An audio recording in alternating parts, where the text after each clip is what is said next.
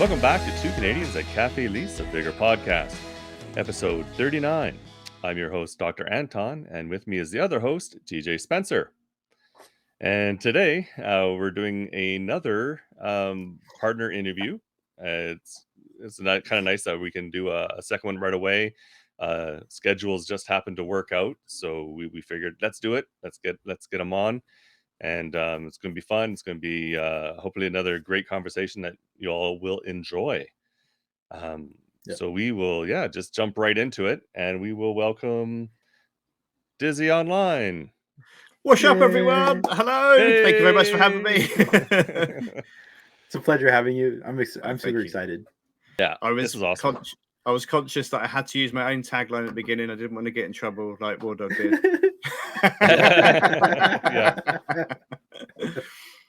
Hold on. That brings up a question. Like, where did you come up with Wash Up Everyone? That's really good. Okay, so when I was first recording, I was looking for inspiration. So I was doing YouTube videos, and there was this guy I used to watch that collected like vintage computer games and sort of stuff. And every time he started a video, he would say, "What's up, everyone?" And my kids commented, "What's he saying?" And I said, "Is he saying wash up, everyone?" And that's where it came from. I just thought, that, and I'm just going to use it. Oh my God, that is awesome. I've always wondered, cool, and that's where and then it's just stuck ever since. And when I used to come home from work, open the door, kids are there and everything, but like, wash up, everyone, coming back home from work, everything. So oh my God, that's where it comes from. Just from like misheard basically. Just a yeah, because like you start off your streams like that, your videos, even your tweets, when you're going live, it's like it's phenomenal. Oh my God, that's awesome. But it's just simple things, right? They just catch on, right? like the whole DJ Spencer. Oh my God, yes, I know. DJ Spencer. Da, da, la, la, la, la, la. It's a good thing I don't have to pay royalties or anything like that, because I'd be broke. The thing is with that, right? We don't actually know who started it. I claim that I did, but I don't know if I did. Yeah. I was not sure. I thought for some reason it strikes me as maybe it was on Tiny Stream, but I could be wrong. I think it might have been actually. Yeah. I think we'll let her have it. Yeah. There you go. So we got right into it right away. But how about you give a quick intro about yourself, Dizzy? Oh, it's one of those. That's one of the awkward things I've had with starting with new teams of people. Can you introduce yourself? I've been doing this for that long, But no, so I was trying to look up some dates to work out how I got into Vigor and line up the information. And I actually found my invoice for when I bought Vigor from the Microsoft store. And I actually bought it. And I say bought it because it was the game preview. So I'm a founder. And I bought it on the 20th of September in 2018. And my first idea of the reason that I bought the game was to do YouTube videos. So I didn't know much about it, but that's where I started. So I started doing YouTube videos first. And then from there, I joined somebody else on their stream on Twitch. And I thought, I quite like this. I dabbled with Mixer for a little bit. And then went over to Mixer. And went over from Mixer to Twitch. And I was looking back and I was like, how long ago did I start that? And I think I started regularly streaming Vigor from the 31st of October in 2018. Oh, wow. And I remember watching Bobby Sanchez, and I was following him on Twitter, and he announced that he was made a Vigor partner. And I put a tweet out and I said, how do you join? And at the time, the Vigor team come back to me and said, here's our webpage and everything. And I looked at it and I went, I don't meet the criteria. Yeah. And I got a DM from the community manager at the time. And they said, we strongly recommend you apply. And that's what happened. So I think I applied. When did I apply? I applied, I think it was middle of November. And then I got my email about 2 weeks later. So on the 29th of November in 2018, I got partner. But I didn't meet the criteria at the time. But I think it was because I was putting out YouTube content early. Okay. So And that's kind of how I got involved in Vigor and the origin story. and was the Nice. the requirements at the time the same as they were now, or have they changed at all? I think it has changed. Okay. I don't know exactly the difference. All I remember is thinking, well, I've got like 200 subscribers on YouTube, and I'd had, wasn't even affiliate at the time on Twitch. But yeah, I think the way they worded it was they wanted people that were enthusiastic and people that were putting out content. They wanted to pull you in and pull that enthusiasm into the partnership. So yeah. That's awesome. Okay. So you actually still have the email and everything? Yeah, well, I thought, because I wanted to talk about it, I thought, well, I'm going to print off a version of it so I can have a look and tell you the dates, because that's the thing that everybody seems to be stuck on. It is, well, when was it? And that's why I wanted to sort of look at. I'm quite proud of being one of the early partners, and I'm still sort of active early partner as well, which is something I like to keep. I honestly want to say one of 3 active campaign release partners. Yes, because that was the other thing. Yeah, because we were there for the free-to-play release. We got given that in-game perk as well, which is really nice. But yes, you're right. There's a few. I think obviously Smokey, he's still active. Yeah. Rex just came back. Rex is back. Yeah. So, and like Bobby, I haven't seen I know he plays off stream, or like he hasn't streaming so long, but I see him on Vigor here and there type thing. Yeah, and a lot of them are still active as partners in the Discord as well. So you still see messages from them and stuff. Exactly. Right. And like that's one thing people may not know is like they may not be streaming the game, but they're doing testing. Yes, exactly. On the preview builds, or they're doing stuff on the social media side, answering questions, interacting with people and whatnot. So it's not like they're not doing anything. They're still no. Exactly. Yeah. I mean, you look through the list, and you're like, because there's on Vigor, the Vigor Games website, there is a list of all the partners, and you're like, I don't know who that is, but they are active somewhere. So there's some partners, for example, that are active purely on Reddit. And that is their input. They're answering questions, putting out clips, that sort of thing on Reddit. Yep. Okay, I didn't realize that. I don't spend enough time on Reddit. I'm almost everywhere except for Facebook. I don't have a Facebook account. It's just I've never been interested in having one, so that's why I'm not there. But like I'm part of the Reddit, the Discords, like a bunch of stuff. Are you saying about Facebook? Yeah, I mean, Facebook, I go and have a look at, but because it's linked to my personal, I didn't really want to mix those two. So I do see it, and I do see the comments, and I see what's going on, and that kind of helps when you're going back to the Discord, and you can see, okay, this must be a proper issue because I've seen it on Facebook, I've seen it on Reddit. Let's see if we can get some clips for it and submit it. Yeah. Exactly. Well, it's good. Oh my God. Okay, I'm not gonna lie. I feel like Dizzy's more prepared than we are. Oh, absolutely. that was pretty much it. But I did want to tell you a story, actually. So I wanted to tell you about how I discovered Vigor as a game. Yeah. Because there's a little story that goes with it. And it's not that funny, but I just thought I'd share it. So when I first started streaming, and when they first added duos into the game, it was my friend Steve I used to always stream with. And hi, Steve. Yeah, exactly. Hi, Steve. So I was actually in London with him, and we traveled up by train. And there's like the main station that you travel to from where we live to where it is Victoria Station. And we were waiting for our train in the bar. It was a little bit social on the way back. And he disappeared for a minute to contact his mum, I think. And I was on the store on my phone, Microsoft Store on my phone. And for some reason, I got into the game preview section. And that's when, on this date, when I say the 20th, the 20th of September, I was looking going, this looks quite good. So that's why I added it to my library and then went home. And of course, if you add it to your library on your phone, I don't know if you know for the app, but it automatically downloads to your Xbox. Yep. And then there it was. Nice. Oh my God. Like, honestly, I don't think about doing that kind of thing either. Like the preview builds, like unless it's something pretty well advertised, like from like a AAA company or something like that, I don't think about like browsing the preview store. Yeah, for some reason, I think because in my head I was thinking, right, I want something new. I want something that I can be on early, and that was sort of the initial thing. And I looked at it and I thought, the way it said, post-war Norway, the sort of the description of it, the screenshots I could see at the time, because it looked fantastic, and that's why I grabbed it and got hold of it. And I think it was version 0.5 when I first started.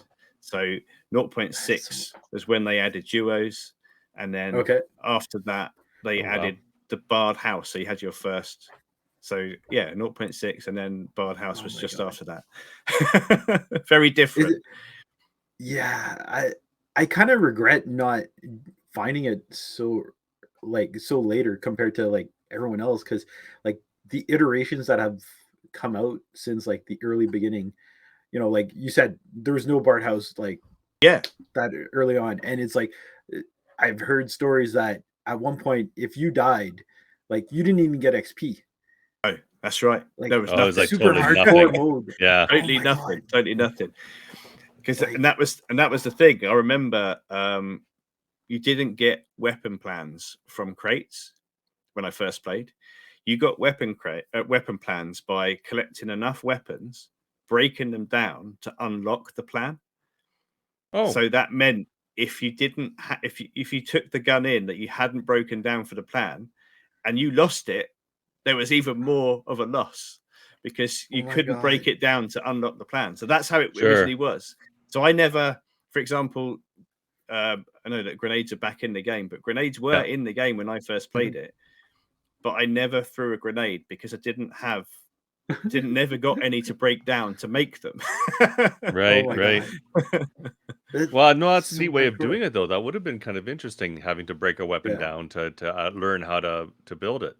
It kind of makes sense, doesn't it? If you were in the Outlands and you were crafting weapons, you've got to get a few to master the skill, right? But they changed it in the end. I think to balance that, like I said, that the risk of losing that weapon, you hadn't broken it down, hadn't learned to make it, so they balanced it so you had to get the blueprint, but then obviously you had to have the crafting table to make it. So so very different. different. Oh my god, I kind of like that idea. Yeah, it's neat. I don't. So, I actually had this kind of discussion earlier tonight on Discord. We were talking about how the game has changed and how I don't want to like, I'll say like easier it is, okay, but it's still not an easy game. The learning curve is very steep.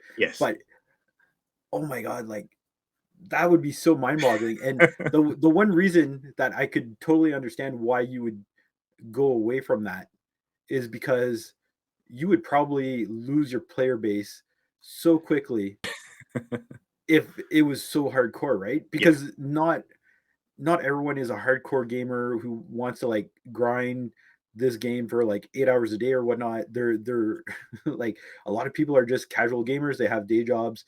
Like they stream in the evening or they play in the evenings and they just want to unwind. So oh my god, that is fascinating that it was like that, and they changed it, which, like I said, I understand why. You feel it's a change for the better based on what I said then. Yes.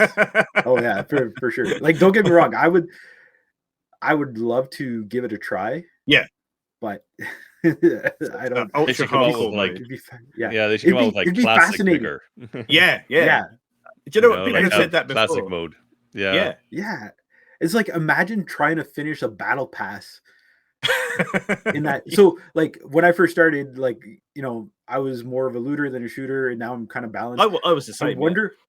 I wonder how long it would take me to actually finish a battle pass with those kind of like. I wonder, especially if you die, you don't get anything as well. Yeah. So then you might be more of a looter. Yeah. So in that case, then Dizzy, when they came out with Legacy seasons, did you actually complete your first Legacy season? The first two I didn't.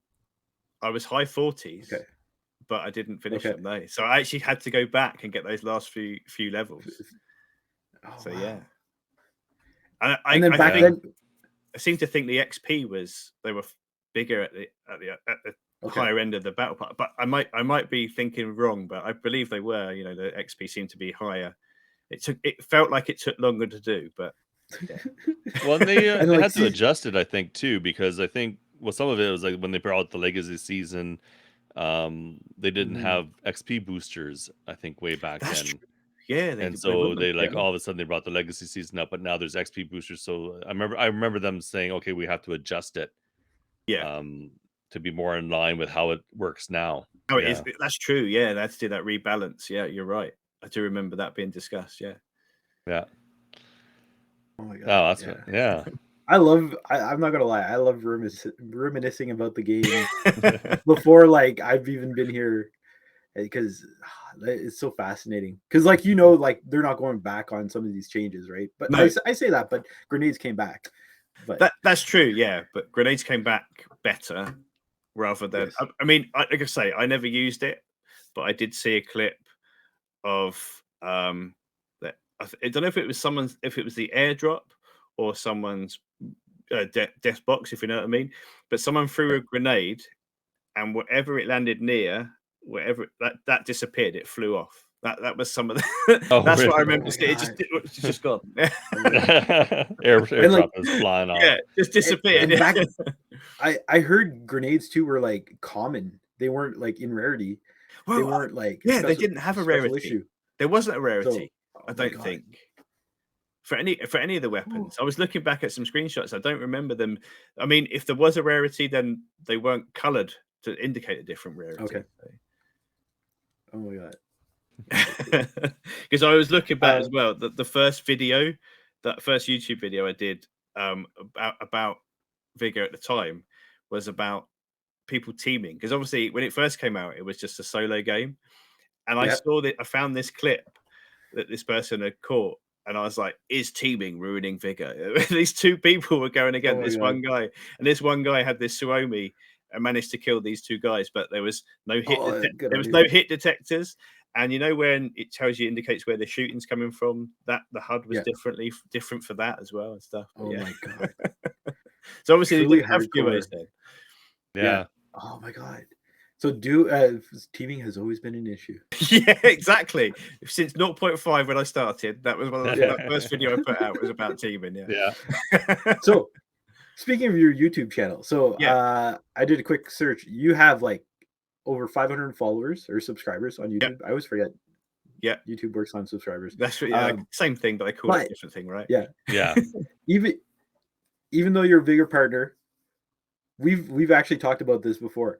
Your most viewed video is not even Vigor related. No, it's how to fix one of these. Yeah. Oh, really? Yeah. It's. I found that there was an issue.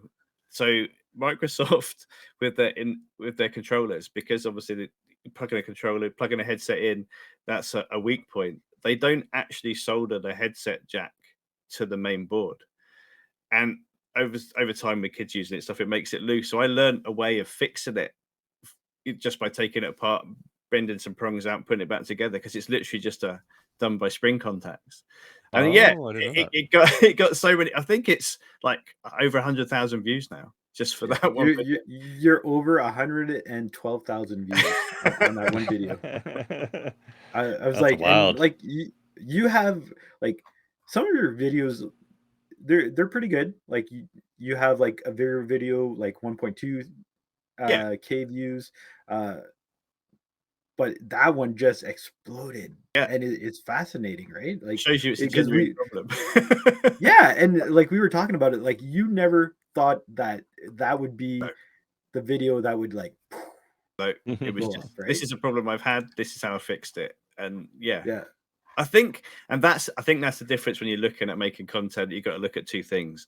So you can either be up to date and have a short-term video, or you have like which is evergreen content, isn't it? So you've got to have a look at because that was my whole thing was I wanted to do YouTube videos. I wanted to do YouTube first. I was lucky enough to get to know somebody that made YouTube videos as their full-time job, and it kind of inspired me to have a go.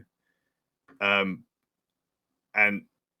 I ended up going into streaming because I enjoyed the interaction instead. You see, so Yeah. I think because when I remember putting videos out and I'd be like, right, how many people get up in the morning? How many new subscribers have I got? How many people have watched it? Are there any comments? Yeah. And like honestly, like you go into your stream, like it's very welcoming, interactive, right? Like it draws the audience in, right? It's very like yeah, it's very interactive because like you have so many good redeemables Yeah. that people love using, and you know they're not always the best for you as a streamer playing the video game. Yeah. And like you always have your stream racer on, and like fantastic stream. Stream race is one of those things that I was looking at other people's streams and they were doing like interactive games for giveaways. Like marbles on stream was a big thing. Yeah. And I remember I was having a conversation. It was with Steve actually, but Tiny talked to me about it as well. So you need something different. And I just went through on Steam and it was there. And I think there's one guy that makes Stream Racer. And he develops it, puts it out. And I really want it to come out with custom map building because I would like to have my logo as a map. That'd be oh my interesting. god, that would be awesome. Yeah. But yeah, and then that's that whole thing where you said about messing around with things on your stream. I've got a stream deck which I have for scene changes and stuff, but I've also got a tablet which I run Touch Portal on, and that's where I can, do the whole add the filter and do the stream racer and all that sort of stuff, just to make it a bit of fun, really. But I don't know what the neighbours think. No, because you can imagine. So I stream from 9 p.m. in from my time in the UK, and I live in terrace housing, so the wall behind me backs onto their stairs.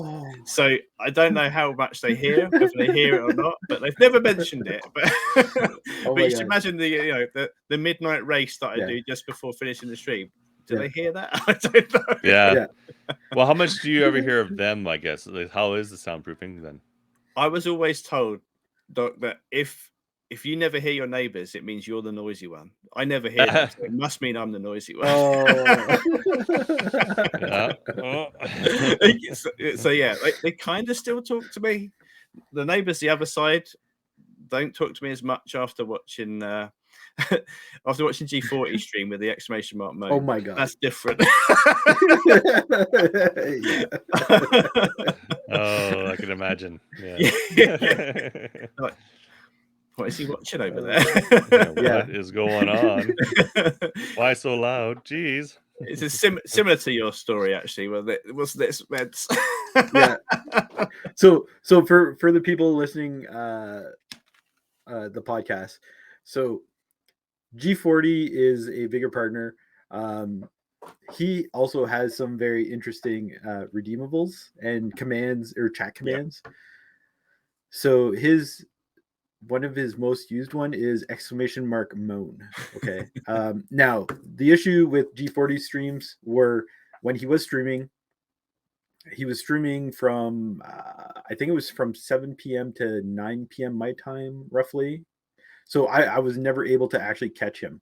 And then one night my wife was actually doing an outdoor Zumba class because of the pandemic.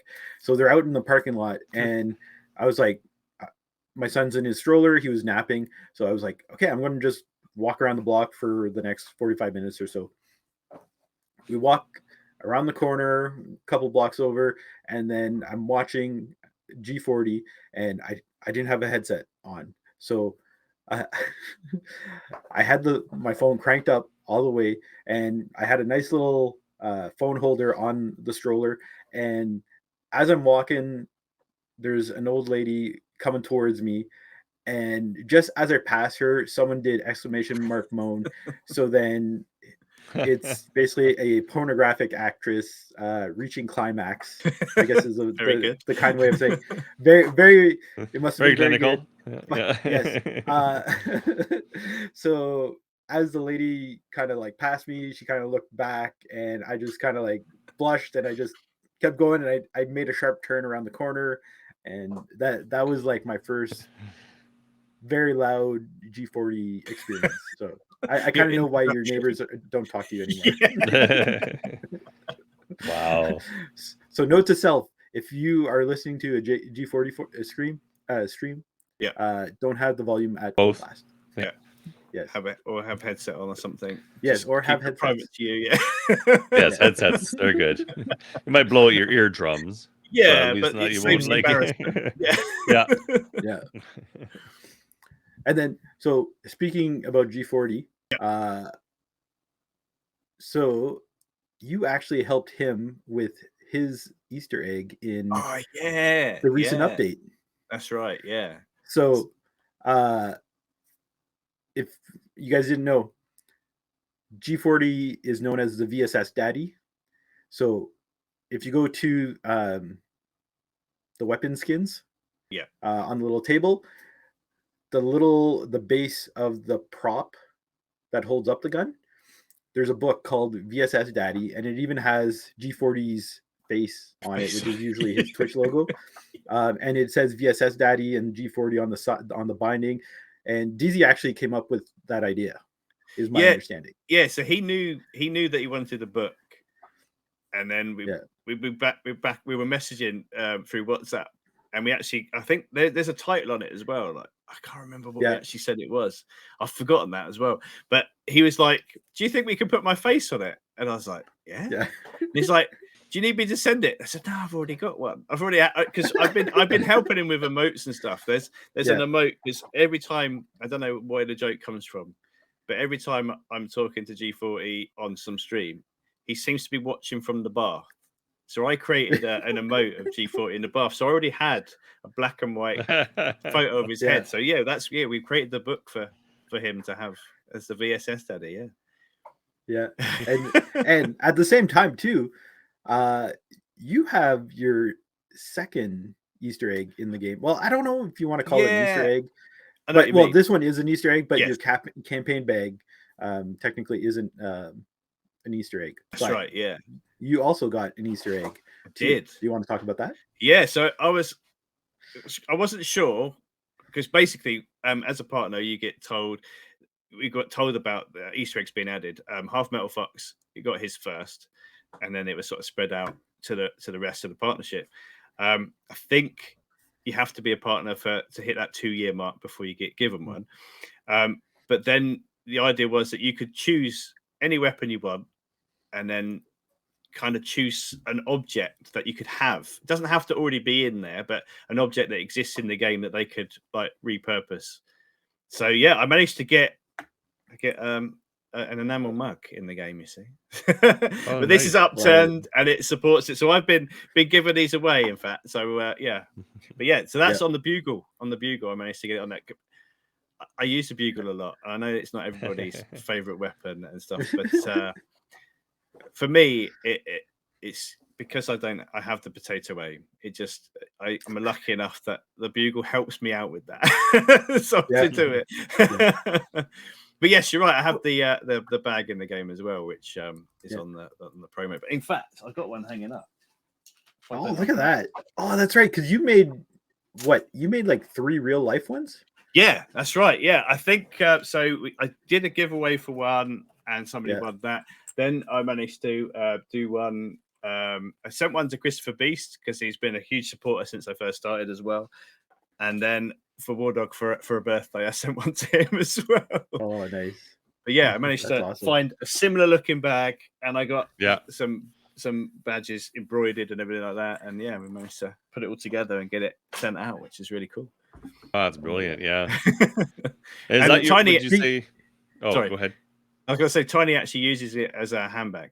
So her bag we go out with shopping with, it's got my logo on it. It's like free advertising, and then it's like you could use it as a tax write-off. So is the having the in-game bag your favorite perk, or is there other perks you really enjoy what having as a partner? I think the main thing, it's nice to have it, and but I think the main thing really is having that access to talk to the devs. So I like the whole idea of working with a community of people, talking about different ideas, issues that come up as well. You know, like when we have a new update, if somebody discovers something, people will send me clips. I think Spence, you've even sent me stuff before in the past, haven't you? Different things. Get two people into it. So it's the contact with the devs, getting to know, talking to them, sharing information with them, sharing the ideas. And I like the community feel, not only just for the players, the other Outlanders, but for the partners as well. So we get to test the preview build as well on Xbox. So one of the perks is that Xbox players can have access to a preview build on Xbox, and we will all go in a party when it comes out, and we'll all be in there shooting each other and testing what's happened with the armor plates, throwing grenades at each other, blowing stuff up, trying to shoot through things you shouldn't be able to shoot through, trying to climb trees, that sort of stuff, and just play with it. Look at the changelog or what the expected changelog is going to be, and try the weapon changes and stuff like that. So but so it's nice to have the perk like that, but I think it's I like to have this. It's kind of like, if you're a partner, I like to feel that I earn it a little bit as well. Yeah, for sure. And with the previews, have you ever found that with all when all the partners doing their testing and everything, has there ever been a time where you found, there's a major flaw, and so it's pushed something back? I don't think I've ever found anything that's pushed it back. But we did find something. It was on the new map, Kirsten, with the dam, and we were mucking about with shotguns, and we were either side of a hill, and I shot through the hill and hit Bulldog the other side of it. But that was able to be, and because I clipped exactly what happened, exactly where we were on the map, it was fixed before it was released. But it's like, did I just hit you then? He's like, was that you? I was like, yeah, and I shot through the hill. So it didn't stop. It didn't stop anything being released, and it didn't delay anything. But they were able to take that information and make that change and fix it, which is quite nice. Nice. Dizzy wall hacker. Yeah. I don't know. Is it wall hacker or hill hacker? I don't know. Hill hacker. Good thing you didn't fall through the hill and then be on the other side. I can't get out, guys. Yeah, he gets it. No, I've never done that yet. That's so cool. So you're also a cursed and enlisted partner. And yes. Personally, we've talked about this, but how did you become a cursed partner and subsequently an enlisted partner? Yeah, so cursed, I was looking for something different to stream.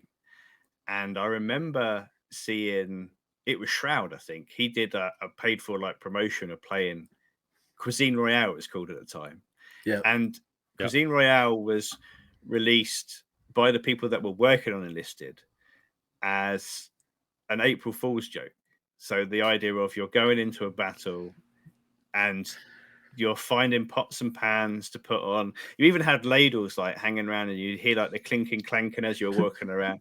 And I just thought it was so much fun. And it was only on PC at the time, and I saw it was coming to console. And I remember trying to play it on PC with controller because I'm no good with keyboard and mouse. But when it came out, then I saw that. Went to their website having a look at stuff. I actually saw they had a partnership program, and I thought, do you know what? I could add something else to the stream schedule. And I think I was doing what I called Saturday selection so I would do Wednesdays and Fridays, or I think it was Wednesdays and Fridays. I was streaming Vigor, and on a Saturday I was always trying to do something different, a different game, and it was just to add something different to the roster. And I contacted them about it.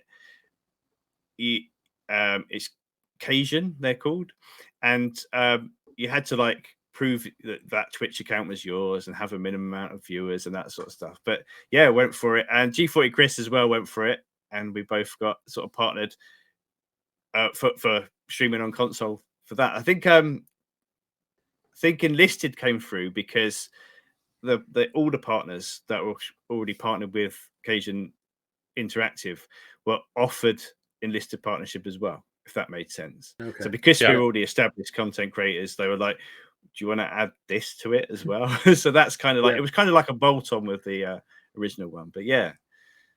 So yeah, just found it because it was something so different. It was because I remember I bought PUBG when it first came to Xbox, and I enjoyed like the battle royale type of game, but I wasn't very good at it.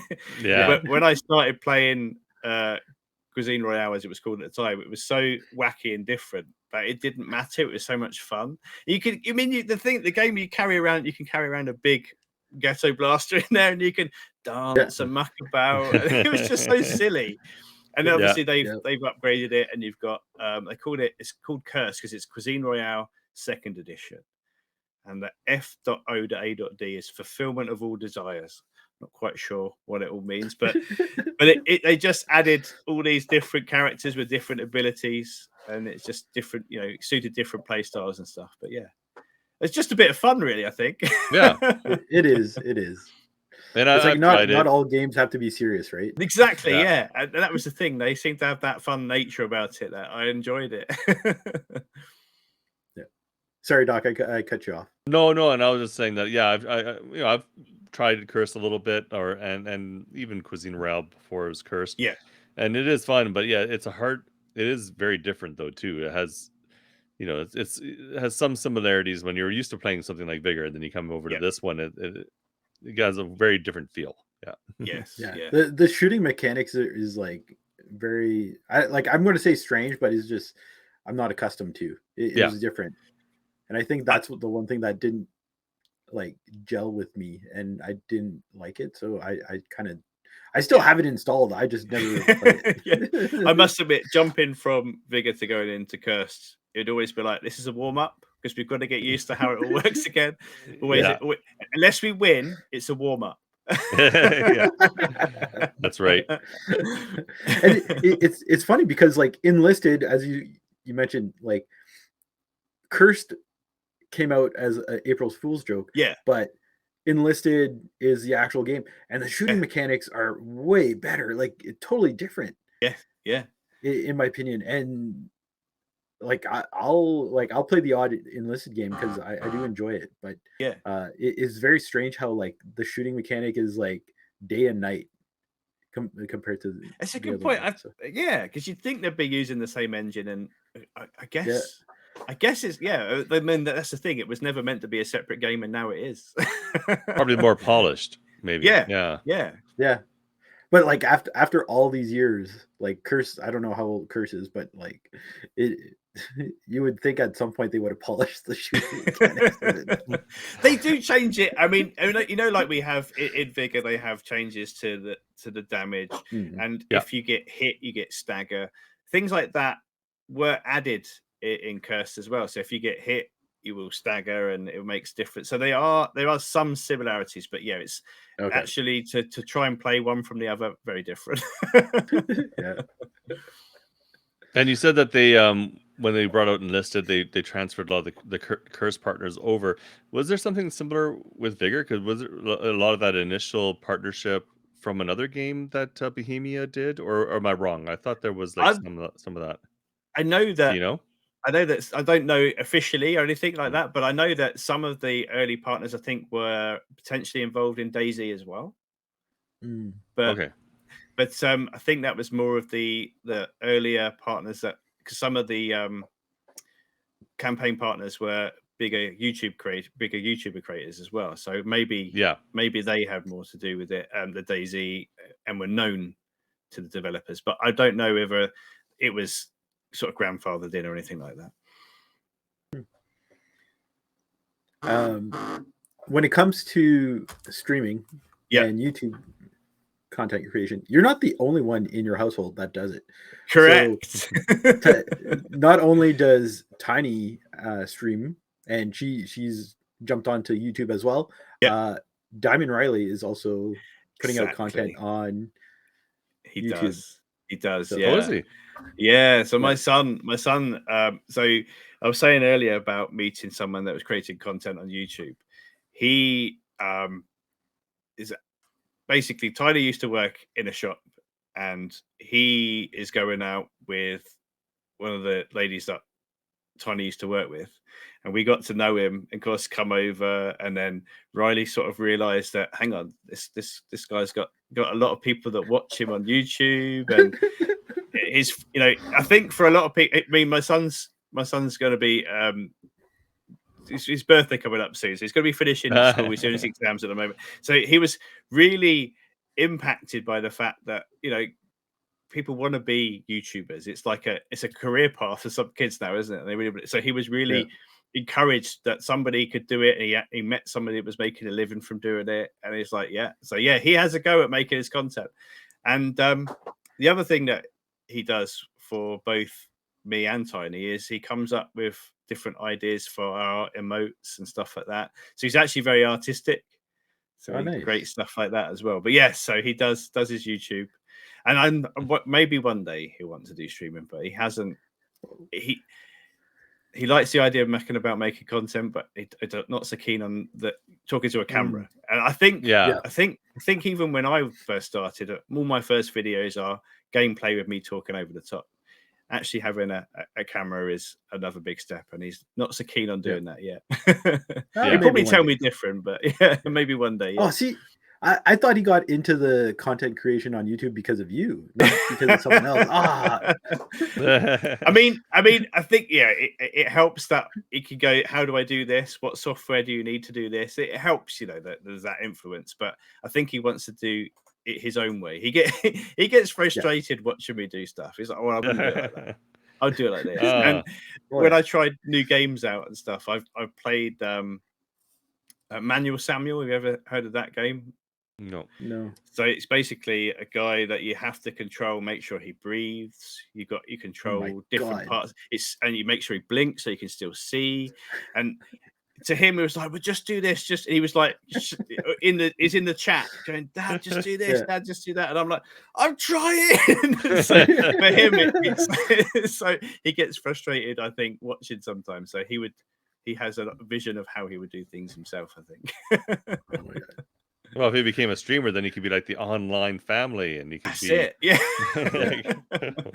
you all on at the same time. Yeah, exactly. That's it. They'd just be raid into one, into the other. Yeah. You can see the onlines 24 hours a day. Oh my God, it'd be the easiest 24-hour stream you could ever have. You just you nap between, like, you have 8 hours of sleep time, and then you can jump back in and do the rest. Yes. Oh my God, problem solved. Because you've done 3 24-hour streams. I think I did. I did a 12-hour to see how I'll get on, and I've done. Oh, maybe I have done 3. Maybe you're right. I think I've done 2 myself, but there was one I took it. I went against mixer streamers and YouTube streamers to see who could stay on the longest as well. We were doing different charities. Yeah. No way. But we didn't do 24 hours an hour. I think we got to 22 hours and went, do you know what? We're going to let YouTube win. I can't carry on. But yeah, I did a 24-hour stream. I've done that a couple of times, I think, we did it for charity. So it was all getting people in. And I think the first one, I was a lot smaller. But the second one, lots more people involved. I know that lots of people stayed up with me. Tiny obviously was up all the time as well.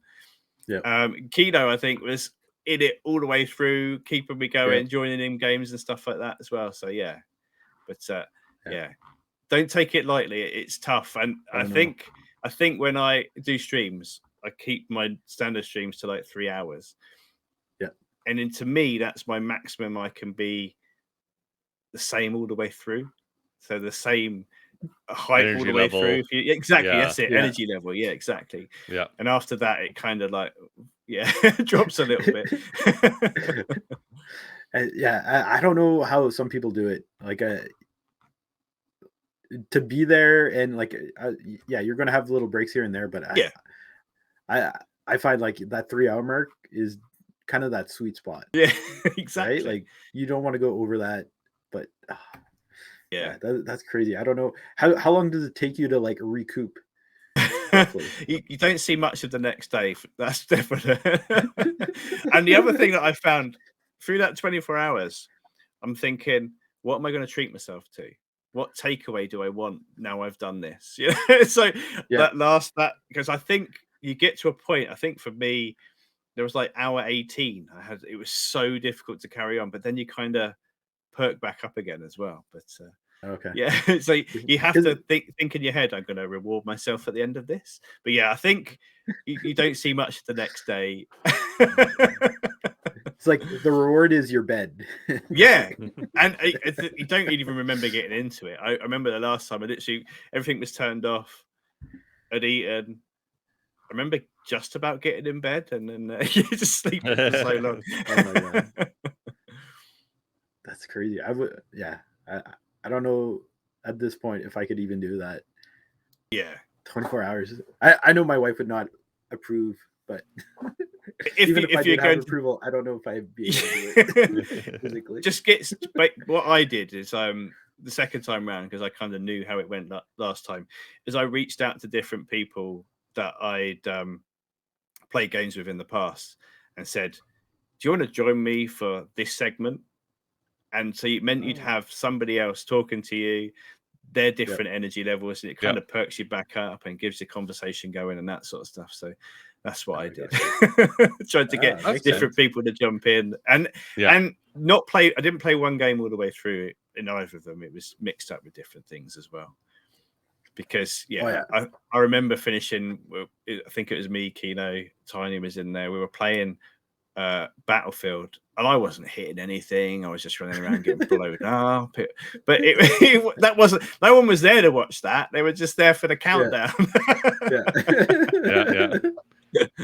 And firing off the air horns and I've forgotten about that. The thing is with you saying about that with the different sounds. Yeah, I think that's something I'm going to have to keep mixing up because you tune out from it and you'll be like, well, hang on, did someone just do something? And you don't always notice it. Yeah. You have to mix them up. But yeah, it did help, though. It did help. Yeah. Actually, it makes me think of, it's really off topic a little bit, but you're having different people in with you on that 24-hour stream. It reminds me of Eddie Izzard, because he did that, was it like 21 marathons during the pandemic? And when he was doing each marathon, it's him on a treadmill, and he was having different people sort of video chat in with him. Yeah. So like he'd be doing a marathon on his treadmill and talking to people to help keep his energy levels up. That made me just sort of think of that as you were talking. Yeah, that's a good point. Yeah, he had different guests come through. Yeah, I remember seeing that. He did how many marathons? He was like 21 marathons. 21, I think. Yeah. Yeah. Oh my god. On a treadmill. Yeah. Yeah. Yeah, it doesn't matter. Like on a treadmill or in real life. Oh my god. 21? Yep. Yeah, he's a maniac. He's been doing marathons for quite a while now. Yeah, and he has a lot. Yeah. It was kind of cool. But anyways, that's a good point. I'd forgotten. Yeah, I'd forgotten about that. Yeah, so there's some similarities. I don't know. He didn't contact me for any influence, so he came up with himself. That would have been nice. That would have been a good get. Yeah. But Izzard. Yeah. One thing I do notice too. I think you do maybe better or differently than most. Like everyone likes to do merch. But you seem to have like I don't know if you want to say you've mastered it, but like it's like the Dizzy merch. It's like it's always I think a lot of people use the same kind of merch providers, but your merch is always like really well thought out. And so I don't know. I just think you seem to be really doing good with the merch. Did you ever have any struggles like trying to figure out what you want to do or? I don't know. And thank you for saying that. I've never really thought about it because a lot of people sort of dabble with it and have a go. But I've dabbled with it myself. But yeah, I've never really thought about it as being hugely successful. But yeah, I mean, people have bought it, so I guess that's a good. Well, that's a bonus. Someone's bought it. Yeah, exactly. It wasn't just you. But you're saying about the designs and stuff. So I don't know if you know, but I do. I've sort of helped lots of people that I sort of stream with. We have like lots of the partners, lifelong friends. Lots of people I've met through streaming are going to be lifelong friends, and I've helped them out with things like emotes and stuff like that. So sometimes I have sort of in my head an idea of how things should look, and just been lucky. But my actual logo, so the headset with the tornado underneath. my daughter came up with. Oh, nice. Obviously, I sort of took the idea and tweaked it to something, but yeah, she came up with that, which is really cool. Yeah. And then I think I love it. When I so when we were offered the campaign partners for free to play release, we were asked to submit different information because we were given a promo page on the website. Yeah. And we were asked to give asked to answer a set of questions, and then they chose like our responses and put them on our webpage. And they said you had to also submit a logo. Now, I didn't have a proper logo at the time, and that's when I came up with literally I just found a font. I had this, I had like the tornado logo, but I just found a font and went, okay. And I just came up with just the text. They turned it into this badge, which then became on there. Oh my God. So that worked out so well. Yeah. So they actually said, okay, we're going to put it onto a badge. We're going to put rounded corners on it, put a border on it. So one of my hoodies is literally just that design in the middle, for example. Yeah. So they created it based on what I'd submitted them initially, if that makes sense. So yeah, and then it just got, because you can have it in the game, I'm gonna put it in the merch store as well. Yeah, well, absolutely. That is awesome. It's great. Yeah. That I already knew about, like, your daughter making the logo, but it's like the fact that it came from her, like, the family got involved, it just makes it all the more special, right? Exactly. Yeah, and she's proud of it. We talk about it every now and again, and we bring it up. But that's the thing, obviously. So my daughter's got involved, my son gets involved in bits and pieces. Tiny's obviously creating content on YouTube, streaming, and you got me. So we all do it. It's kind of like it's just understood that we all get involved in it and do our little bits, which is really cool. And you also have the Dizzy pillow behind you as well. Oh, and the shower and the curtain. Flag. Well, and the shower curtain. Yeah, it's not a shower curtain. Yeah, thank Is you. that when Do you have that shower or that shower curtain? You have that flag out in a pole anywhere outside, like in your backyard? No. DizzyOnline. This is my exactly. I should do, shouldn't I? Yeah. It's just because I got a door in the background. Yeah. It's the best thing I could do with it. It works. Try and make it into something. But yeah. No, it works out well. It does. So talking about streaming and helping others, and like we've definitely had some conversations about like stream related things. But one thing I really appreciate about our conversations is like you like bouncing ideas off of other people and vice versa. But like you're really a student of streaming and everything kind of streaming related. And is it just always been kind of a passion, or is it just something that came with the territory of streaming and you kind of want to improve it was aspects of your stream? I think being a streamer, you watch other people for inspiration. I've looked back at my early streams and gone, wow, what did I do there? You kind of cringe looking back at it. It's not natural for me to be sort of loud and outgoing. I'm not like that. I'm an exaggerated version of myself on stream, and I want sort of things that, so I get very proud of what I put out, if that makes sense. But then I take inspiration from other people's ideas, and like the whole thing with we have a pigeon, right? The reason I have a silly pigeon thing, that weird intermission it was originally called, was because of all the stuff that G40 did. So it kind of inspired something silly to happen, and then that becomes something. And then there's lots of people that put content out on YouTube that you can sort of think, well, I could integrate that. And the way that Twitch has changed, we have channel points, and then you can actually make them redeemable. Nutty is a really good creator. I have the thing I've added more recently where you can punch me in the face. That's what Nutty's got that on his stream.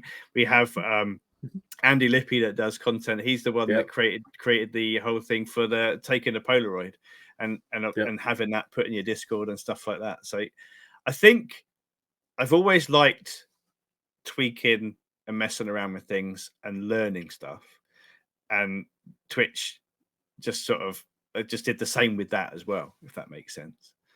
Yeah. And just added things to it. And I like, it's never a secret either. If I've done something and somebody asks me, I'm like, oh yeah, they've asked me how to do it. I'm going to teach them how to do it. I'm proud that they've asked me. Yeah. Yeah. I figured it out. I can help. Yeah.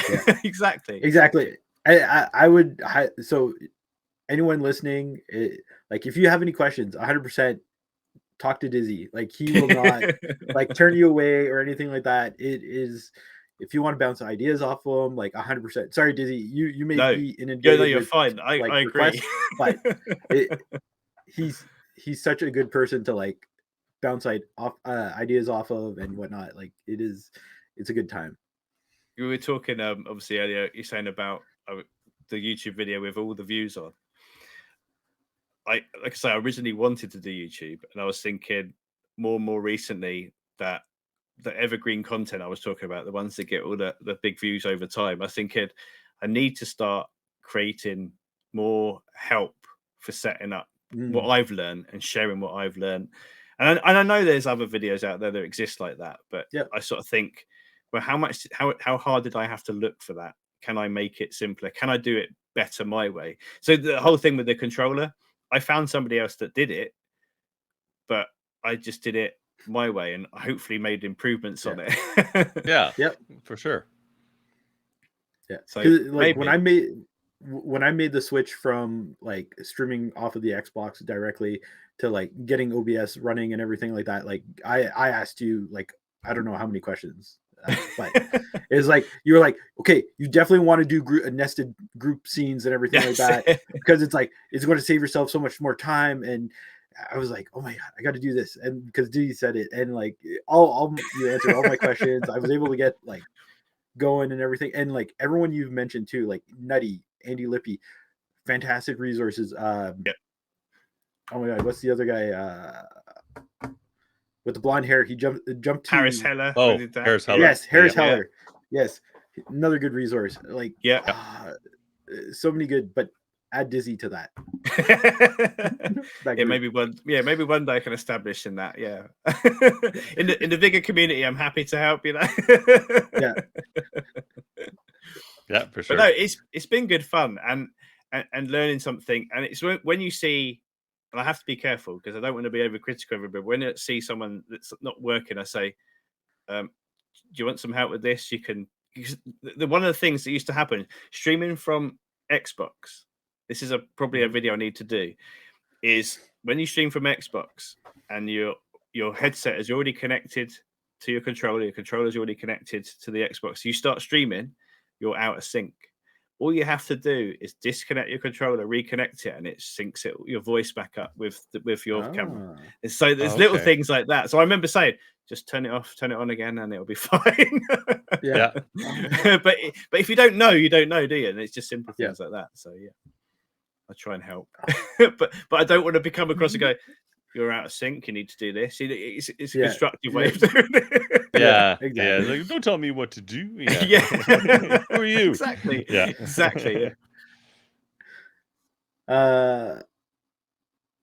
We kind of derailed on all our questions. Not good though.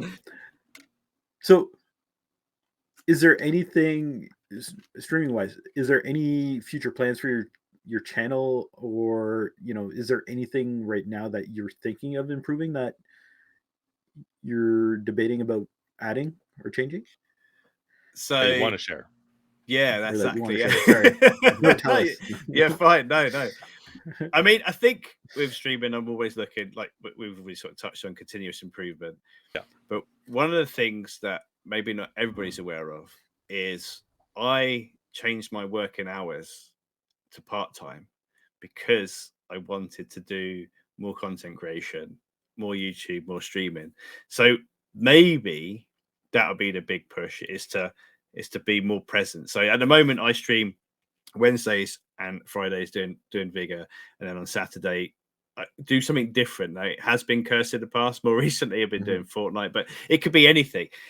So maybe I'll push to do more streams or more other content. So I've dabbled with a bit of TikTok. I actually made a Vigor TikTok reel recently where I sort of went in depth of how I think the devs really like Sylvester Stallone and did all that. So I've put different things in, and I like playing with the different bits of content. But what I want to do going forward is be more consistent with it, and then hopefully see some growth from that, which could mean, and I know it's everyone's dream, but it could mean that I could do it full time rather than having to sort of do it part time. So that would be the goal, the ultimate goal.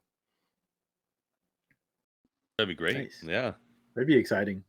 Yeah, I know it's not easy. Yeah, for sure, right? So it like we were talking like, well, I think only one of the few, I think, full-time people who do Vigor might be like Fox, really. Yeah, Half Melt Fox, exactly. He's the only one, and I understand that. Obviously, you know, I'm married, I've got children, I've got to be realistic about it. I've got to really sit back and look at it, but that would be the ultimate goal, definitely. It would be.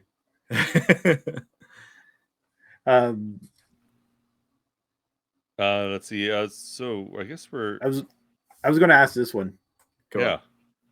Can you see that, Doc? Yep. Okay. What are your current thoughts on the state of Vigor, and any ideas for the future? Okay. So this is one of those questions, isn't it, that brings out different things. Because I've been so close to Vigor all the way through. I forget sometimes some of the different problems and stuff that we've had. Now, more recently, they were talking in a dev stream about some of the partners should look at putting out content to show what it used to be like and what it is now, so people can understand where we are. So, but on the back of that, I'm sort of thinking, well, if you look at the growth and where things have gone, I think the main thing that holds back Vigor is the resources. So there's not enough people. It feels to me like there's too small a team to make it grow as quickly as I want it to grow. Sure. So, but I think with regards to the maps, the gun mechanics, I think they're the best they've been in ages. The movement in the game, I was looking back at some of my YouTube videos and looking how clunky the movement was. I watched myself jump over a fence in a video earlier today, and how my character just went straight up, straight over. There was no vaulting over anything. So I think all that's really improved. So I think resources, and one of the things that my personal frustration is I feel that sometimes the servers let it down. It's almost like there's a lag. Now, I know recently they've implemented where you can see your latency and everything like that. I think that's helped, but I don't understand sometimes how I can be better with higher latency than I am with lower latency, when I think it should be the other way around, things like that. So I think interesting. I think that's down to my potato aim, to be honest. If I've got higher latency, I'm probably teleporting around on their screen and I'm doing all right. Or maybe because of your potato aim, you're aiming in a spot where you don't think they are, and they actually are. They walked into your bullets. But so I think it'd be nice to see more resources put forward. And like I say, we as partners, we do report the problems we see, and we do look at things like hit recognition, hit registration, and anything like that. We sort of give feedback on. But I think that's what's holding it back, I think, at the moment. It's funny you mentioned the show network stats. Recently I saw a Reddit post, and someone didn't even have it on, and it was clear that there was some kind of latency going on, because they thought they were behind and like a container, and they died. And like basically, like I said, no, it's because show your network stats, it's lag. That's the issue. That's all it is. And then someone wanted to kind of like disagree and argue why there was even a point to show that on your screen. And I said, it's not going to, they're like, what, you're going to see your latency go up and then you're just going to hide in a bush until the latency goes down before you start fighting. I said, no, the issue is you have that showing, and then when you provide a clip, it gives the devs like a clue. Yeah. Oh, for some reason at this point, latency went up and then this happened. So it's not going to solve any issues. It's going to help. It's a means to like help them troubleshoot what the issue was. Correct. And explain why. And like this person didn't actually realize that's the point of it. Right? Yeah. That's what they made it seem. I think that's what they make very clear now, isn't it? And if you're there in the dev streams, or you look at the VODs for the dev streams, they always push. If you've got a clip, share it with us, because we need to reproduce that bug. We need to reproduce that error. We need to reproduce that issue. And if they could do that and see it, and like you said, with that latency, it's just another part of the story of what happened, isn't it? Exactly. Because it drives me nuts when, like, again, in dev streams, people are saying, hey, fix this bug. And they're like, there's a bug? Like, but that's it. Sometimes just because we all know about it, or a large number of the player base knows about a bug, doesn't mean that the devs do, does it? Exactly. So it's a good point. And then people complaining typically in dev streams are always just being really obtuse and generic about their stuff, and you know, what the game's broken, fix it. You know, like, well, thanks, that's very constructive. That helps us a lot. Exactly. Exactly. Because the thing too is, like, when you're building something, like, I'm thinking as a programmer, because that's my background. Doc's background's IT too. Mm-hmm. We build stuff, and we'll do some debugging, QAing, and whatnot. But you can't cover everything, right? So you put it out, and like, the devs are still playing the game. They might not encounter the same issues, but then they need the people who go out and try to find bugs, right? Because they can't cover everything. And then once these bugs come out, they need to be reported. And if they don't get reported, they're not going to know, right? So that's why. And you get those people. It's like, I'm trying to think of the one person who showed about, like, walking like a zombie in Vigor. Opening a window. Yeah. Right. Modesty. So they're like, Modesty did it. Yeah, modesty. Yeah. So he was like, you open the window and you hold the button down, and then you would walk like a zombie. And it was like, okay, well, most people open the window and let go of the button. Yeah. So it's end of story. So they don't know about it. But then it's like, he actually, like, held down the button and found that bug, right? the devs wouldn't have known about that. Like, no, if the window's open, you're gonna let go, aren't you? Yeah, exactly. So neat little bug. And is it so much a bug, or is it just a neat little feature that like that they need to spend time fixing? They seem to enjoy it on the dev stream, didn't they? They did, because the guy talked them through it on the dev stream. They tried it out, and they go, "Oh, cool!" Like, they're running around as zombies. But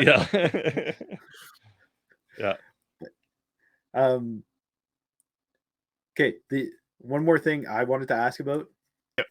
When can I get my DizzyGoo? You've seen that? Do you know what? That's fantastic, isn't it? So what you're talking about? Yeah. So I've applied to be partner with GamerGoo. Now GamerGoo, I've got some here. Look. So basically, you have a few partnerships. It's interesting. Well, I'm not partnered with them yet, but I'm trying to. And I have a problem, I suppose, where it comes where when holding a controller, I get sweaty hands, and this stuff just stops it. And I've applied with them and kind of sort of said wanted to become a partner, kind of let them know I'd done it on social media as well.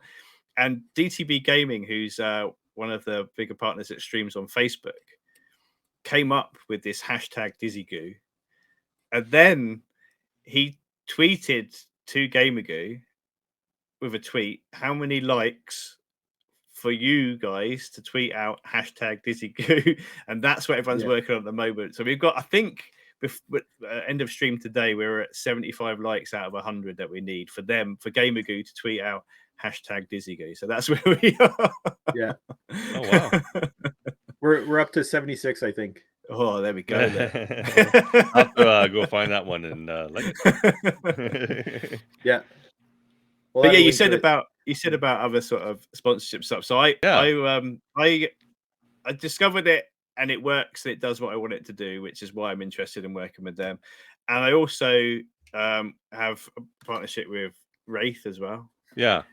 And I genuinely used the product, found they had a partnership. Well, it was Bobby Sanchez had a partnership with them, bought some through him, liked the product, started using it, and thought, well, let's see if I can get a partnership with them as well.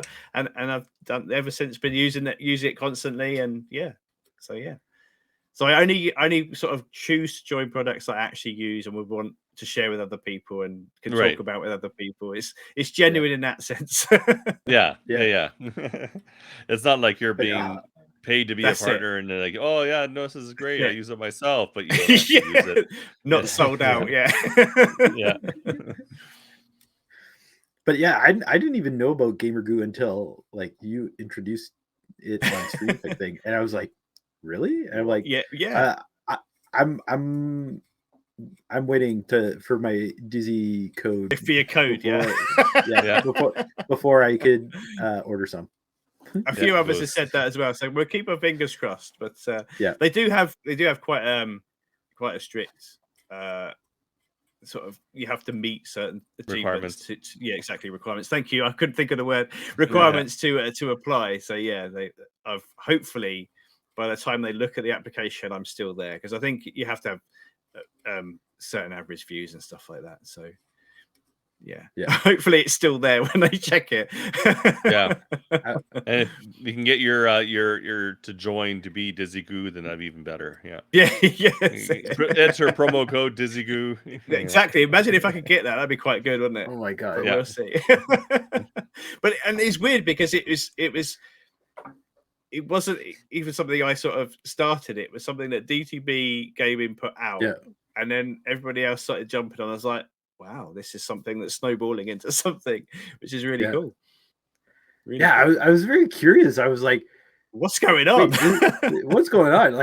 I'm all for it. Like I've always liked or retweeted like your tweets to GamerGoo and whatnot, but I was like, hashtag DizzyGoo. I'm like, man, I should have come up with something like this. I'm like, this is brilliant. I'm like, but it's been good fun being part of it, and it's nice to see that as a community as well, everybody sort of banding together to help.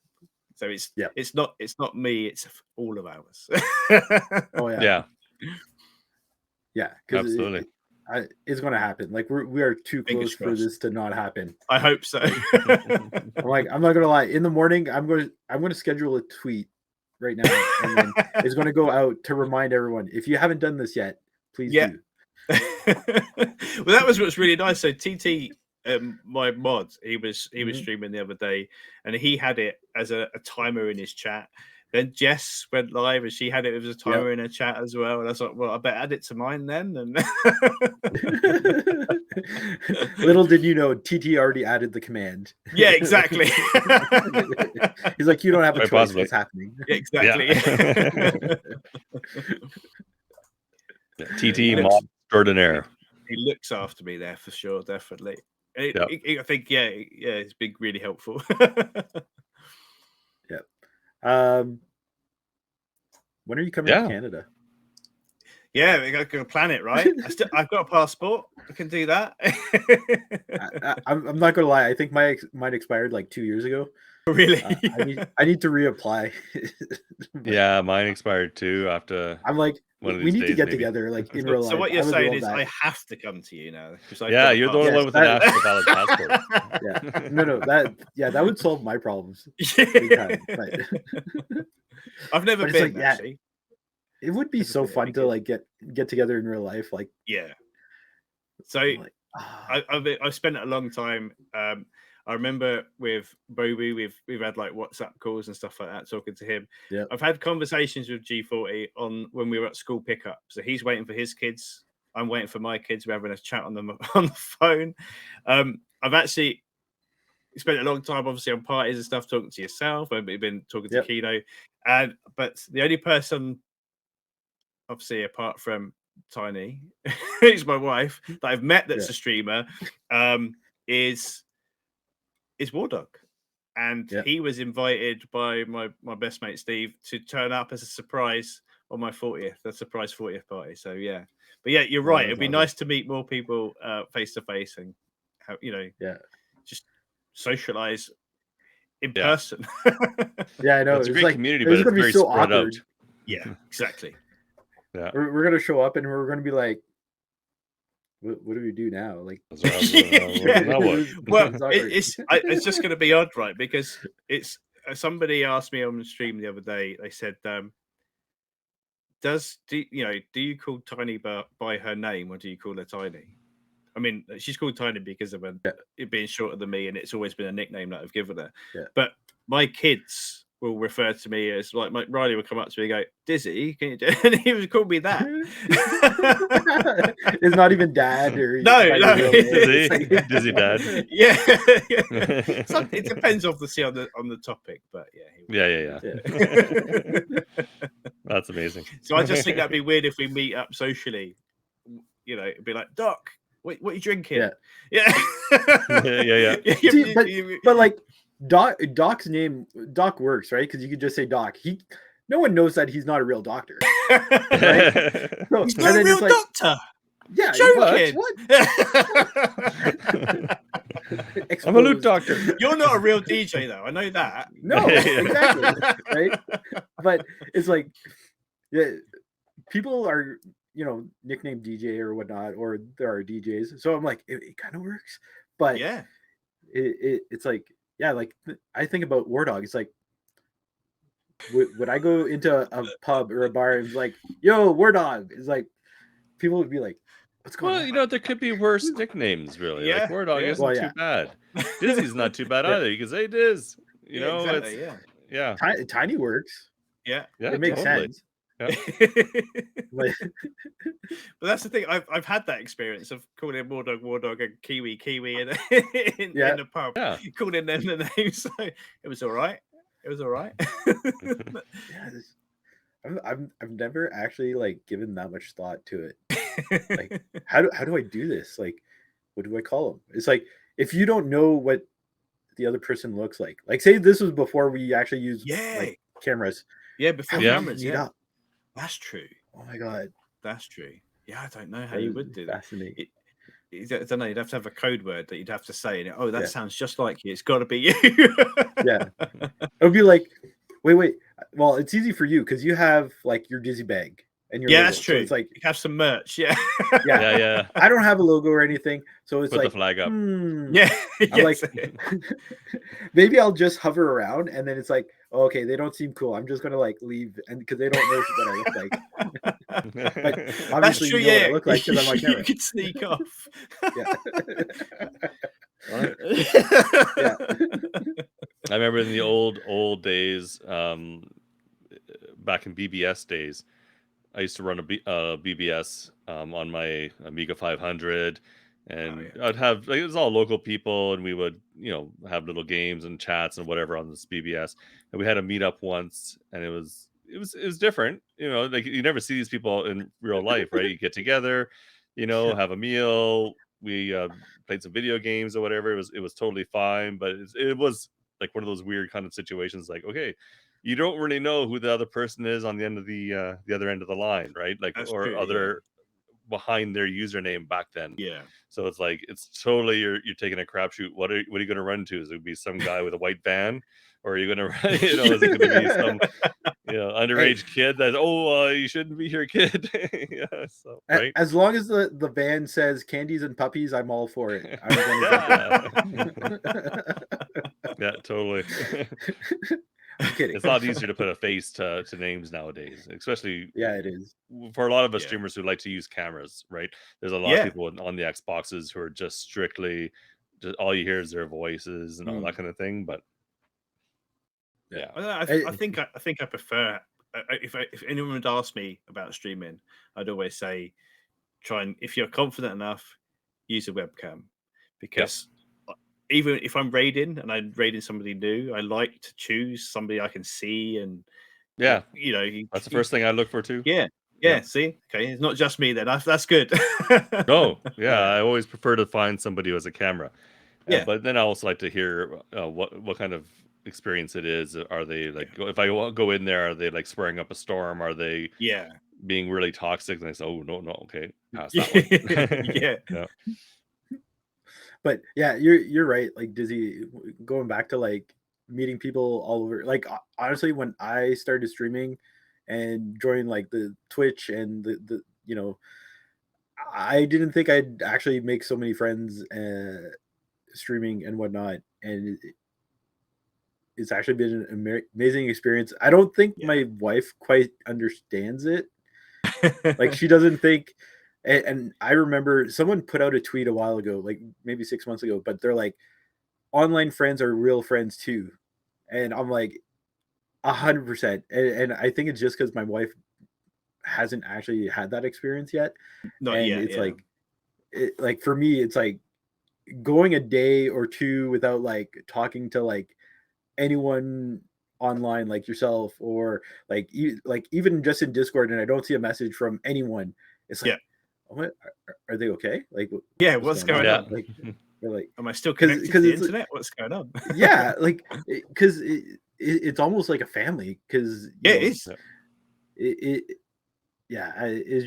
been an amazing experience, like connecting with people all over the world, and it's not something I would have expected. Even though like I'm in IT and like the internet's been around for forever, and it's like I've never had this sense of there's so much camaraderie amongst so many people. Yeah. So it's hard to keep up though. Like, yeah, I agree with that. Yeah, it is. Yeah, and in a weird kind of way, the pandemic kind of helped with a lot of that too, because working from home for the last couple of years made it a lot easier to work, but also interact with you know, with the streams and that are on while I'm working. Now that we're back in the office full time, I'm finding it harder. It's a lot harder to be able to actually pay attention and also do my work, because it's just too busy at work. Compared to how it was before. Yeah, the focus is different. I agree with that. It is. Yeah. And even at that, Doc, like you mentioned the pandemic, it's like there's some people who like they streamed like 2 years ago, and it's like I want to say it's been almost a year since, or 6 months, that I have not seen them stream or whatnot. And it's just, you know, like maybe things have gone back to normal, so they don't have the free time anymore to stream or anything like that. And it's like you're kind of wondering, like, I'm assuming everything's good. It's like they went back to normal life. Like the normal life probably went back, you know, to the way it was, and you know they're probably all good and whatnot, and just kind of. But the pandemic. If there's anything that like really came out that was really good about this, is like all the friends like I made, like we made type thing, and exactly. And I would not have found Vigor, I don't think, had it not been for the pandemic. I'm not gonna lie, because back then it's like I think I actually started playing more video games, but anyone in real life that I was friends with, their playing time either like absolutely vanished, or they stopped playing, or the time didn't mesh. So I was playing video games by myself, and that's when I kind of found Vigor. And so it's almost like a good thing. I know it's that weird. The pandemic happened. Like, how do you explain that? A weird positive. There you go. Thank you, Doc. That's the way to put it. I don't know the right words for these things. Like, how do you express these things? Well, it was the same thing for me too, because I was kind of interested in getting into streaming, and the pandemic was happening. And at the time, I was big into watching Escape from Tarkov, but my my hardware was older, and so I could play it, but I couldn't play it and stream it. So it was like that weird kind of thing. And then and off the whatever cuff remark by a streamer about Vigor, saying that, oh, he was looking through games, I think is one of the times that Tarkov was down, and he was just looking through stuff as he was waiting for it to come back up. And he mentioned, oh, the Vigor that's like Tarkov for consoles. I'm like, what? hello, Yeah, what is what's this? that? And so Yeah. I checked it out. I was like, perfect. And then boom, I had an Xbox. I had a video card or a stream card at the time. I was like, let's do it. And so I just started streaming it, and yeah, it just sort of took off from there. Yeah, I actually Googled like Tarkov for console or something like that. That's how I found it. I was like, wait, Yeah. what? Yeah. Really? I don't think you're the only people to do that either. I think other people No. have found Vigor doing the same It- way. I like it may sound strange, but like I don't think it's been marketed to the best capability, or maybe No. not in North America, Mm. because I have had not heard of Vigor to that point. Nope. And no one I ever talked to knows about it until I mention it. So That's true. in a I- way, like I'm proud that I'm the one telling them about it, but in another way, I'm like, oh, you guys are missing out. Like, I'm like, You don't want it to be a why? secret forever, do you? That's it. Exactly. Yeah. I just like you said, I want this game to explode. I would love Yeah. for Vigor to just absolutely explode, and so many people like play it and enjoy it like the rest of us. I got a question then. It's the other way around. Sure. It. Since playing Vigor, you said you'd never seen any advertising for it. Have you seen advertising for it since you know about it? Yes. Because I did too. Because I remember when I was playing, I saw some of the YouTube adverts. Did you Yeah. ever see any of those? Okay. No, I don't And think so. and I'm wondering if it's because the Google Analytics, Yeah, or like Yeah. them knowing everything and the targeted that's what I was searching, thinking. right? Yeah. So I'm thinking that's why. Yeah, that's what I was thinking. But yeah, before that, like I want to say it didn't even come across like my Twitter feed. Like I follow a bunch of like streamers, and but the thing is, like the streamers before I started playing Vigor were not console streamers. I think That's some true. of them had Same for me. consoles, but they never streamed any games Mm. from console. If they played a game, it was a PC game. It might be available on different platforms, but they were never like console only. So Yeah. maybe that's why. But actually, yeah, and that's a good this, point. this is another thing too. Talking about like promotional and marketing for Vigor.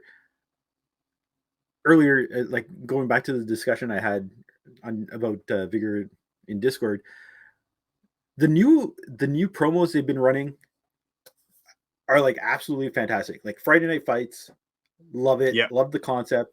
The double XP weekends are great because not everyone gets to play very often. Like there's a lot of casual gamers, so Yeah. they're not completing the battle passes. I know at one point they came out with stats saying I think it was like 3% of the player base had actually completed That's the right. battle pass or whatnot. And this current one, which is actually ongoing, the booster apocalypse, which I know the community's been actually asking for this for quite some time. We have, yeah. They're asking for a bigger discount, but this weekend 33% off the boosters. So like loot and resources are only 20 crowns instead of 30, and insurance is now 40. Yep. Like all these types of events are like fantastic. I love these because they didn't have these when I first started playing or streaming. No. Like Friday Night Fights has been what, 6 months, maybe a little more than that, Dizzy. It might be a bit longer than that, actually, thinking about it. I'm trying to think how many we've had. But it might be about 9 months, yeah.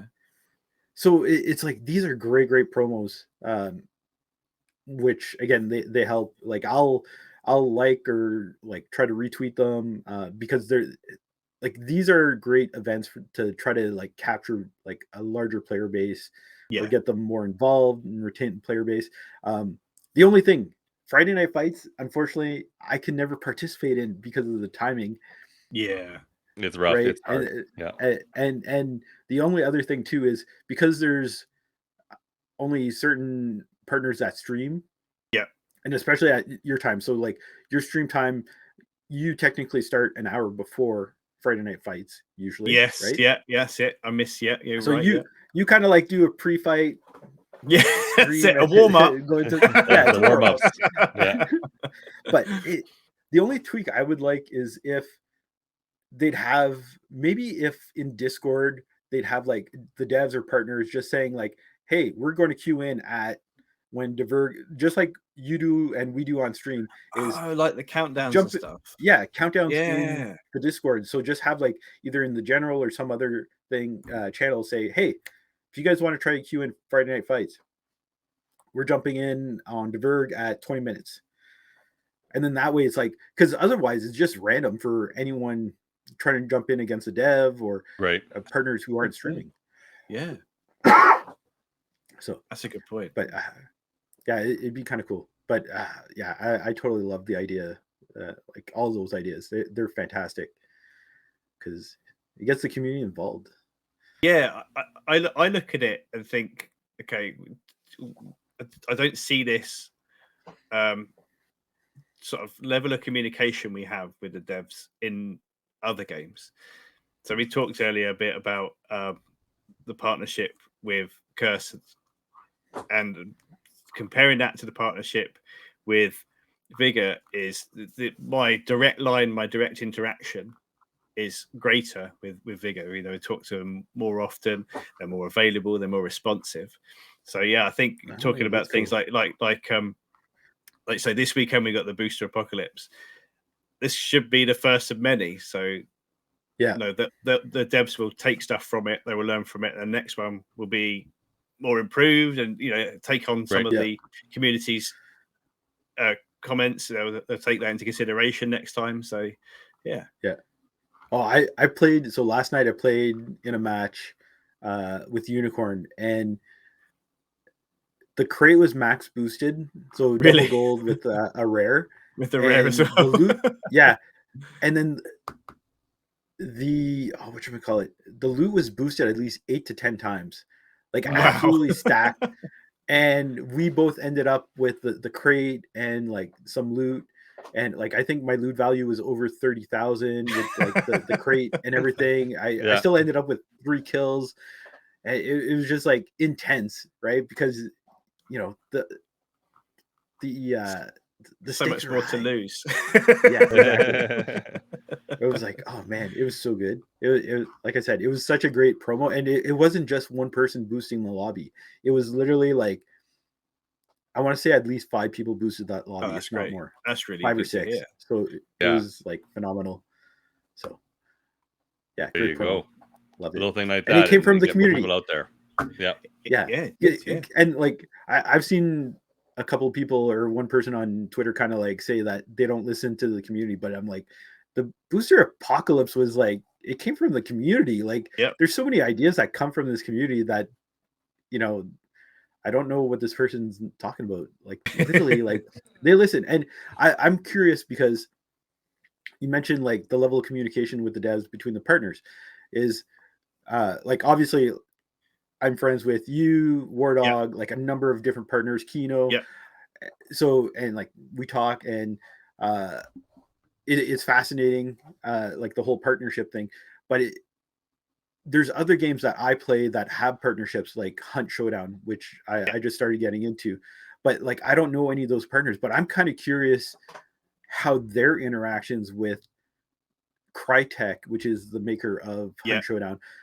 You know, you mentioned Enlisted and Curse, but I wonder like other studios as well, how that is. Because that's how it may differ, because are we being spoiled with Vigor, is what you're saying? Yeah, because it's like we are such a small community, right? Where it maybe that helps promote communication. Oh, I just knocked my desk. Or maybe that helps promote communication because of the size. I don't know, but it'd be interesting to find out. I'm gonna have to try to like reach out to like a Crytek partner just to see what they think. Tweet out, test it, see what happens. Yeah, exactly. It's like, hey, Crytek partners, how do you find the partnership? Do you have lots of communication? Then what's communication like with Crytek? Yeah, that'd be kind of cool. Because like I jumped into it was interesting. So Vigor had one of their bi-weekly streams like a month or two ago. and then just by chance, Crytek had their dev stream right after. So I went from one to the other, and it's like, it was kind of funny because they kind of have the same issues or complaints from their community, where it's like, we don't have that complaint as often now, but them, Hunt Showdown has a big issue with trading. Oh, okay. So a lot of the community is like saying, you got to fix trading, like it makes no sense or whatever.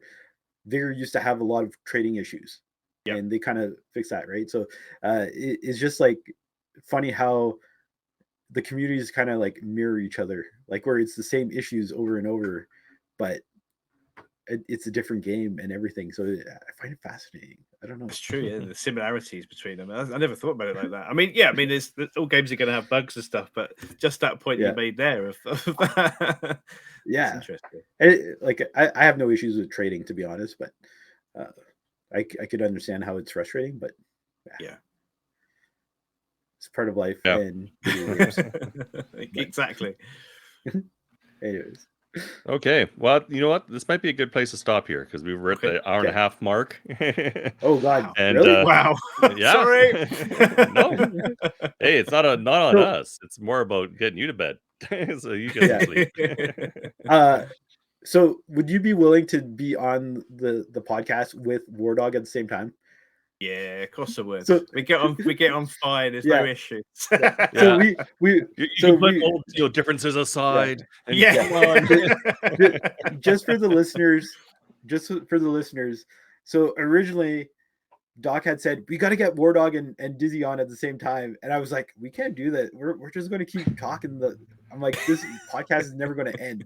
So I'm like, no, let's do individuals, and then we'll get them together, and then because I'm sure I don't think it would end. Yeah. It'd be like a 24-hour stream where it's like, okay, until someone passes out, this is just going to keep going. Yeah. The 24-hour podcast. So, we'll definitely have to work it out at some point. Yeah. And definitely go for the future too. Give it some time. Yeah, exactly. Yeah, but anyways, everybody, thank you for listening. Something we forgot to do at the beginning of the podcast was please like, share, and subscribe. Yes, we try to get. And that if you're there. listening on a podcast like Spotify or anything like that, please leave us a review or rating. It does help us as well. Yeah, every little bit helps, and commenting. We'd love to see your comments on the video or however you want to reach out to us. We do appreciate it. But yeah, this has been our DizzyOnline episode. Yeah, and yeah, that was awesome. And I guess until next time, I'm Dr. Anton, and I'm always DJ Spencer. And with us is DizzyOnline. Thank you very much. Hey. And everyone, stay safe in the Outlands and have a great night. Yeah. Bye. Waving. We're waving.